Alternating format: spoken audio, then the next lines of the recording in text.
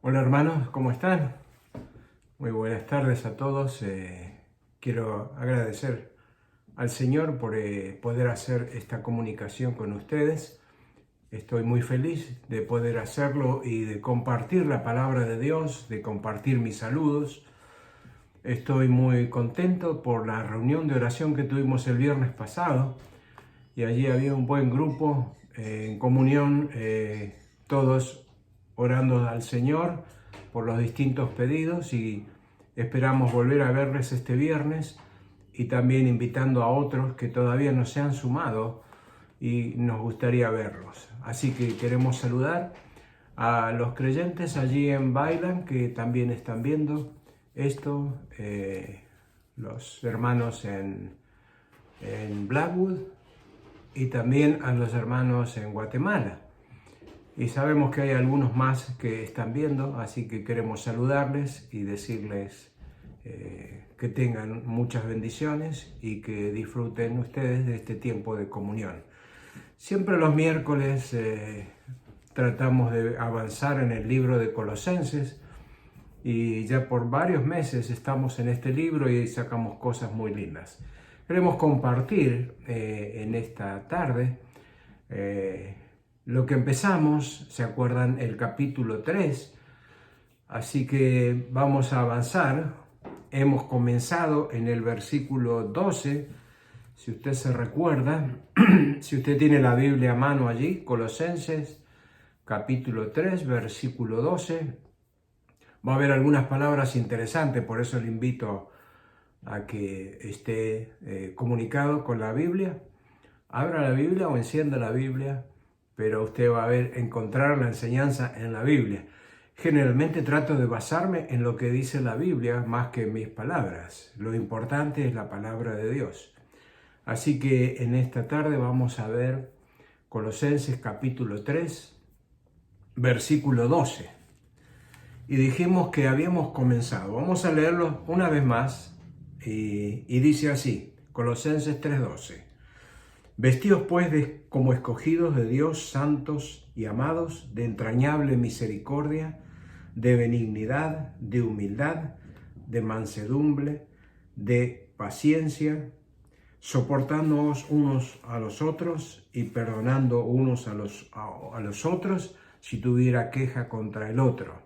De la manera que Cristo os perdonó, así también hacedlo vosotros. Vamos a parar aquí y vamos a comenzar a ver algunas palabras importantes. Ustedes, si se recuerdan, el miércoles pasado vimos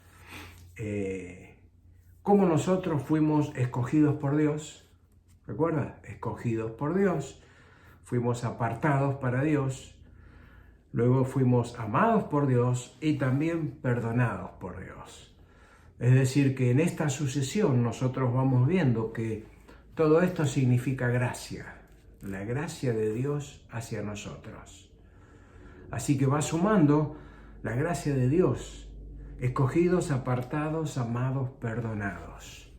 Todas estas cosas son doctrina que nosotros necesitamos saber para poder avanzar en la vida cristiana, para poder comprender la vida cristiana. Entonces, ¿cómo responder a esta gracia maravillosa del Señor? Recuerde que tenemos una solemne responsabilidad de vestirnos de las virtudes de Dios. Y es por eso que el apóstol Pablo aquí está hablando de las vestimentas, las que ya nos hemos sacado, dijimos en los versículos anteriores, pero está hablando de las que nosotros tenemos que usar ahora.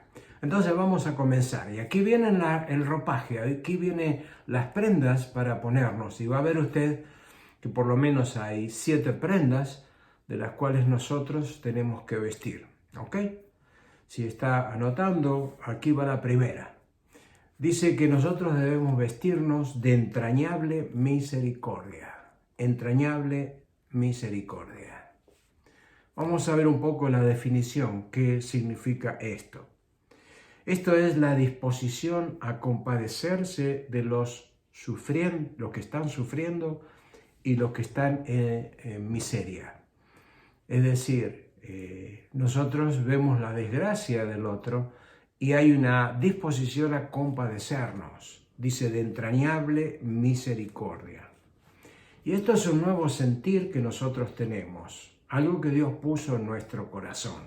Entrañable misericordia. ¿Cómo nosotros vemos a las personas? Es decir, que cuando nosotros ahora vemos una persona, tenemos que verla diferente. Acuérdese que misericordia es un atributo de Dios, pero que nosotros ahora que estamos en Cristo podemos desarrollar en nuestra vida misericordia, porque Dios nos está transmitiendo de su ser a nosotros. Somos hijos de Dios y ahora nosotros estamos aprendiendo. Y usted va a ver que en las cosas que nos manda a poner, el ropaje nuevo, usted va a ver atributos de Dios, para que nosotros los vistamos y nos puedan identificar como el pueblo de Dios, los hijos de Dios. Así que la pregunta es, ¿cómo nosotros vemos a los que están perdidos? ¿Cómo nosotros vemos a las personas? Dios a nosotros nos vio perdidos y dice que Él tuvo misericordia de nosotros. Bueno, de acá sacamos la enseñanza del primer punto. ¿Cómo nosotros vemos a las personas? Debemos ver más allá de una persona, de un nombre, de un pariente o de un amigo o de un vecino. Nosotros necesitamos ver algo más, pero algo que salga de adentro. ¿Qué es lo que estamos hablando? Entrañable misericordia. Entrañable porque sale de adentro. Viene de la palabra entrañas, pero más que nada viene del corazón para nosotros. Es decir, que nosotros sentimos misericordia. Deberíamos sentir misericordia por las personas que conocemos. A veces en los pedidos de oración que hacemos por personas que a veces ni conocemos, nos mandan un pedido, mire, ore por esta persona que está enferma. Entonces, muchas veces ni nos damos cuenta, pero algunos sí se dan cuenta y preguntamos allí, ¿pero es salvo la persona? Entonces oramos no solamente por la salud, sino también por la salvación de las personas. Pero esto es algo que sale de adentro, porque es de entrañable misericordia. Así que es importante cómo nosotros vemos a las personas. Ahora podemos verlas diferente. Mira el segundo punto o la segunda palabra. Habla allí de vestirnos de benignidad. Benignidad. Este es un fruto producido por el Espíritu Santo. Un fruto del Espíritu Santo. Esto está en Gálatas capítulo 5. Y dice que se manifiesta en la bondad práctica que se ejercita en el trato con la otra persona. Benignidad se manifiesta en el trato con las personas. Como dijimos anteriormente, es otra vestimenta.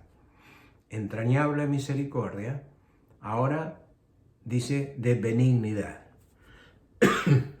Pablo en Efesios capítulo 4 habla de esto mismo y él allí dice, quítense de vosotros toda amargura, enojo, ira, gritería, maledicencia y malicia. Antes sed benignos unos con otros. Y mire cómo dice, quítense de vosotros, como que se estuviera sacando una ropa. Así que está hablando de nuestro trato con las personas. No podemos tratarla con amargura, enojo, con ira, ni gritería, ni maledicencia. Todas estas cosas son las ropas antiguas, las que vestíamos antes nosotros y que nosotros creíamos que eran normales. Pero ahora que estamos en Cristo tenemos nuevas ropas. Tenemos que ponernos la ropa de la benignidad. Benignidad es un sinónimo de bondad. Nosotros hemos sido salvos por la benignidad del Señor. Dice Pedro en una de sus epístolas, si es que habéis gustado la benignidad del Señor, hablando sobre la palabra. Está hablando de que nosotros hemos gustado la benignidad del Señor. Entonces, benignidad debe ser una característica en nuestra vida. porque es de nuestro Padre. ¿Verdad que los hijos se parecen al Padre? ¿Verdad que tienen rasgo de los padres? Bueno, nosotros ese es un rasgo que tendríamos que tener, benignidad para tratar con las personas. Entonces, vamos a ver otra vestimenta. Número 3. Usted va a encontrar allí en el versículo que habla sobre humildad. Humildad. Y es interesante porque este es un punto bien difícil. Muchas veces nosotros no nos damos cuenta y decimos, no, pero yo soy humilde. En el momento que usted dijo que es humilde, usted ya perdió la humildad. Así que muchas veces nosotros caemos en nuestra propia trampa, ¿verdad? Ahora, humildad no significa baja autoestima, ni tampoco significa timidez. Todo lo contrario, es una estimación correcta de uno mismo. O sea que yo tengo que saber evaluar y como un hijo de Dios tengo que evaluarme yo mismo si estoy bien evaluado o si creo que soy más o creo que soy menos. Pero yo en contacto con la palabra de Dios y con el Dios de la palabra, yo puedo saber eso. La persona con humildad piensa en los demás. Es una persona que piensa en los demás antes que en sí mismo. Y déjeme ver un versículo que habla de esto. Pensar con humildad. Filipenses capítulo 2, versos 3 y 4 dice así. Completad mi gozo sintiendo lo mismo, teniendo un mismo amor unánime, sintiendo lo mismo. Después dice, nada hagáis por contienda o por vanagloria, antes bien con humildad, ahí está, con humildad, estimando cada uno a los demás como superiores a sí mismo, no mirando cada uno por lo suyo propio, sino cada cual también por lo de los otros. Es lo que estamos diciendo y que repite Pablo en Filipenses capítulo 2. Dice que una persona humilde pone a otro en primer lugar, no se pone a sí mismo, y que está pensando en otras personas. ¿Cuáles son las ropas antiguas que nosotros debemos despojarnos? Bueno, el egoísmo, el orgullo, la soberbia, la ostentación. Todas son ropas de antes, que a nosotros nos parecían comunes, que nos parecían cotidianas y que parecía que todo el mundo la usaba. Hoy en día nosotros, siendo hijos de Dios, tenemos que saber que esas no son las ropas que vestimos nosotros, sino las de humildad. El ejemplo máximo que tenemos en la Biblia de humildad es la del Señor Jesucristo. Dice que Él no estimó el ser igual a Dios como cosa a que aferrarse, sino que se despojó, se humilló a sí mismo y fue una cruz. Descendió aquí a este mundo, fue una cruz y murió una muerte humillante. Entonces, ¿qué mayor ejemplo que tenemos de humildad que el Señor Jesucristo? Nosotros, acuérdese, que tenemos que parecernos a la imagen del Señor Jesucristo. Por lo tanto, humildad debe ser una característica en nuestra vida. No estoy primero yo. Antes estaba primero yo, ahora no. Ahora tengo que pensar en otro. Vamos a la cuarta vestimenta, que está en el versículo 12, y va a ver usted que allí sigue hablando y empieza a hablar de mansedumbre. Mansedumbre. ¿Qué es mansedumbre? Esto no significa ser débil. En ningún momento ser manso significa ser débil. La Biblia lo describe como poder bajo control. Usted va a encontrar en la palabra de Dios hombres mansos. Y por supuesto que uno de los ejemplos es Moisés. Y hay un versículo del Antiguo Testamento que dice que era el más manso de la tierra. Moisés, el Señor Jesucristo y algunos otros que encontramos nosotros eran mansos, pero no eran débiles. Ellos eran fuertes. Entonces, la Biblia lo describe, poder bajo control.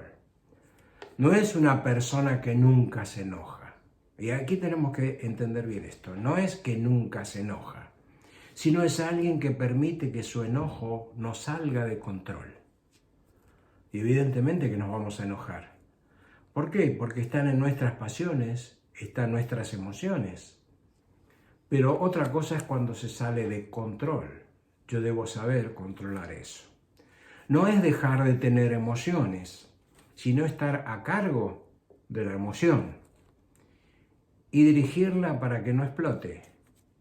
Es decir, que todos tenemos el potencial de enojarnos y aún de explotar. Pero por eso nosotros tenemos que ver lo que dice el Señor. Dice, ahora ya no. Ahora tú tienes que controlar. Tienes que ser una persona mansa, no débil, sino mansa. ¿Y cómo nosotros hacemos eso? Que no explote en nuestra vida. Cuando dejamos que el Espíritu Santo controle nuestra vida, entonces allí experimentaremos lo que es la mansedumbre. El Espíritu Santo controlando nuestra vida. Cuando nosotros le decimos en nuestra comunión diaria, Señor, yo quiero que tu Espíritu Santo controle mi vida. Tú sabes que yo voy a salir, voy a entrar, voy a volver, voy a hacer tal cosa, pero te pido que manejes mi vida, porque yo me puedo equivocar. Es muy fácil para mí perder la paciencia, perder el control, pero yo sé que si tu Espíritu Santo está controlando mi vida, voy a seguir en control. Quizá en el Nuevo Testamento nosotros a esto le estamos llamando dominio propio. Dios nos ha dado un espíritu de amor, de poder y de dominio propio. Así que cuando Él controla nuestra vida, cuando Él está en el volante de nuestro vehículo y Él dirige nuestra vida, nosotros estamos al lado, sentados, Él dirige. El problema es que muchas veces nosotros queremos decirle a Dios, siéntate al lado y yo manejo. No, Dios es el que maneja, el que controla nuestra vida. Él no se va a equivocar. ¿Y cuántas veces nosotros tenemos que pedir perdón? Muchas veces porque nos equivocamos y explotamos y perdemos aquella mansedumbre que el Señor nos pide. Acuérdese, la mansedumbre también le ayuda a usted para estudiar la palabra de Dios, lo dice Santiago, que yo debo tener un espíritu de mansedumbre para recibir la palabra implantada. Es decir, que cuando yo voy a la palabra de Dios, no voy a discutir ni voy a debatir con el Señor, sino voy a recibir con mansedumbre la palabra implantada. Y ella es la que entra en mi corazón y hace su trabajo, hace su obra. Pero tengo que tener un espíritu de mansedumbre. ¿Ok? Seguimos adelante y usted va a ver que la próxima palabra que aparece aquí es la paciencia. ¡Wow! Podemos hablar bastante de esto, sin embargo, vamos a tratar de hacerlo sintético. Entonces, esta palabra, traducida al castellano, al español, es longanimidad, una palabra que nunca usamos. En realidad es muy larga y no la usamos. Longanimidad. ¿Qué significa esta palabra? Significa fortaleza de ánimo ante las adversidades de la vida. Es cuando nosotros estamos frente a las adversidades, como en este momento, sabemos lo que estamos pasando, y la adversidad del virus, la adversidad de la cuarentena, la adversidad de saber amigos que están enfermos, y nosotros estamos en un mundo de adversidades. Sin embargo, Dios me dice que yo necesito tener paciencia. ¿Qué es resistencia? Es constancia, es perseverancia. Así que la paciencia es un valor. Este también es un fruto del Espíritu que Dios lo pone en nuestras vidas y muchas veces nosotros lo desarrollamos cuando estamos pasando por pruebas. Santiago habla de eso, ¿verdad? que cuando nosotros estamos en las pruebas, dice que eso produce en nuestra vida un valor muy grande que se llama paciencia. Y muchas veces no entendemos y decimos, yo quiero salir cuanto antes de la prueba. Ojalá que no me venga a mí una prueba. Pero ¿cómo vamos a tener paciencia si no pasamos por la prueba? Es lo mismo que nosotros queremos fundir un metal, pero no queremos que pase por el horno. Queremos darle la forma, pero necesitamos que primero se ablande. Así que acuérdese que en las pruebas, en las dificultades, tiene que haber en nosotros una forma de pensar. Y Santiago nos habla de eso. Él nos dice que nosotros tenemos que tener gozo cuando nos hallemos en diversas pruebas. Y alguien dice, ¿cómo voy a tener gozo en una prueba si es una dificultad? Pero la forma de pensar no es de gozarnos en la prueba, sino de gozarnos de saber que estamos en las manos de Dios y que Dios está haciendo una obra en nuestra vida. Nosotros nos podemos gozar por los resultados que pueden traer esa prueba. Nosotros nos gozamos porque sabemos en qué manos estamos. No es que a nosotros el destino nos deparó una circunstancia que no podemos controlar. No, si somos hijos de Dios, nosotros debemos vivir las pruebas para sacar un provecho. Recuerde, no deje pasar las pruebas sin sacar provecho. No desaproveche las pruebas. ¿Por qué? Porque traen en sí mismo algo que tiene valor y que usted necesita atesorar porque viene de Dios. Entonces, dice Santiago, que nosotros dentro de las pruebas necesitamos tener gozo y aprovecharlas. ¿Por qué? Porque hay un producto precioso allí que se llama paciencia. Así que las pruebas, las paciencias, necesitamos. Y ahora alguien puede decir así, ¿y para qué necesito yo la paciencia?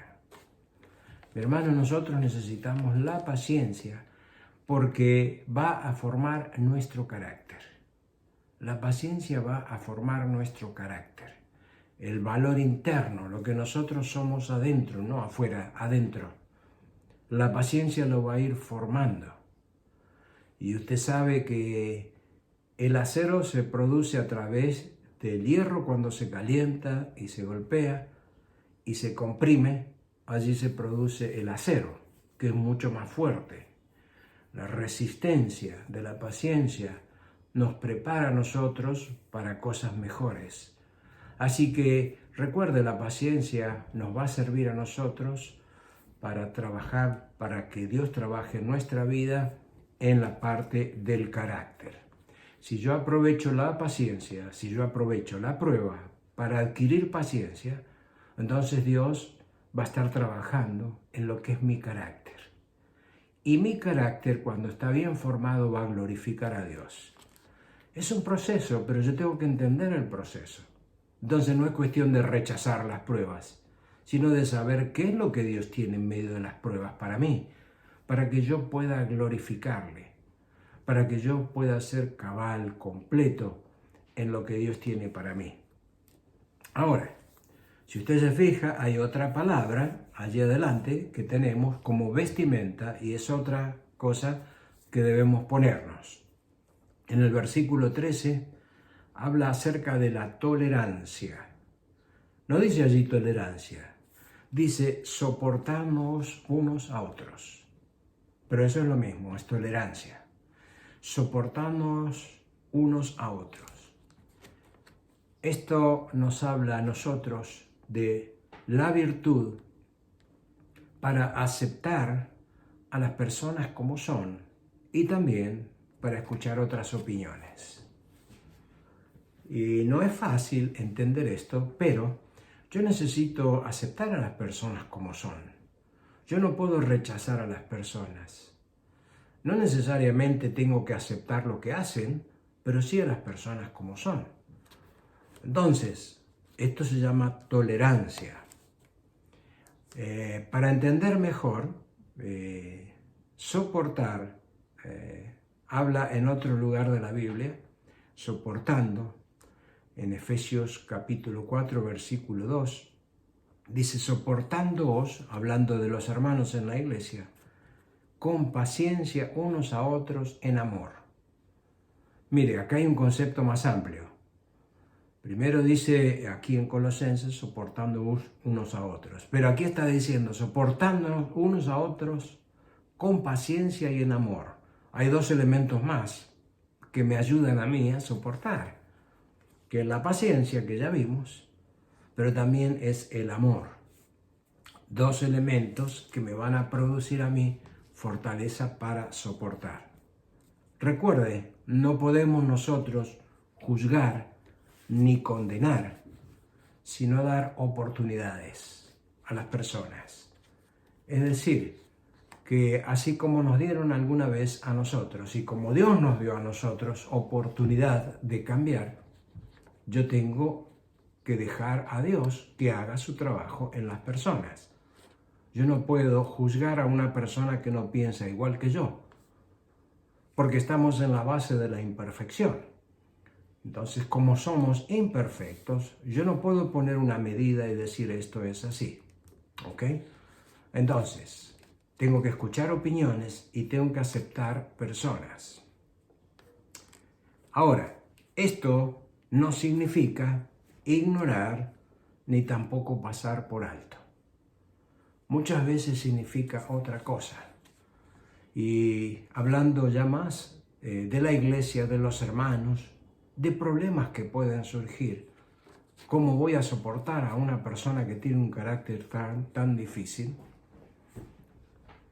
Muchas veces tenemos que reemplazar aquellas cosas que nosotros quisiéramos hacer con esa persona, como eliminarla o como juzgarla.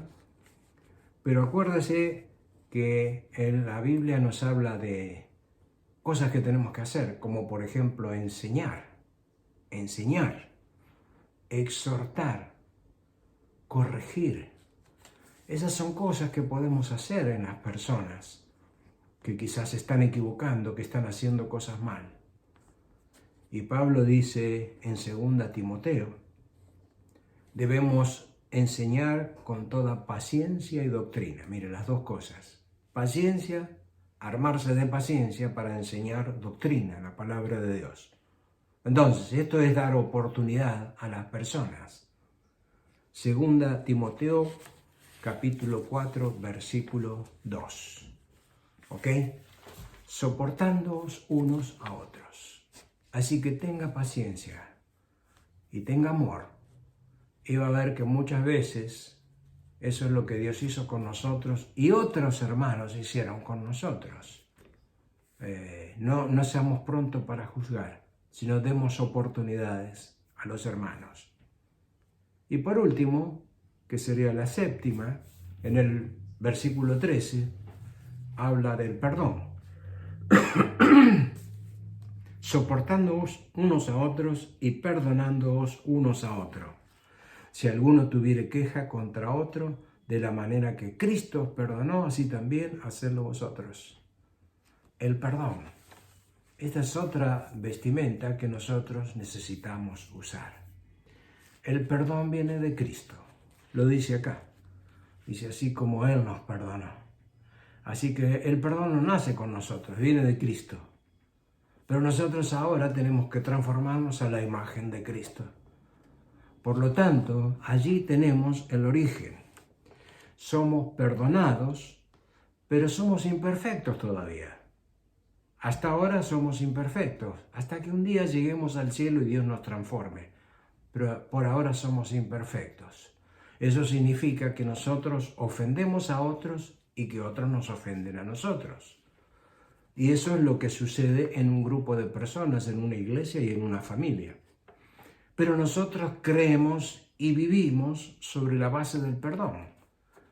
El Señor nos perdonó a nosotros. Esa es la base de nuestra vida. No podemos dejar de perdonar a las personas sus ofensas. Ni podemos dejar de pedir perdón por nuestros pecados.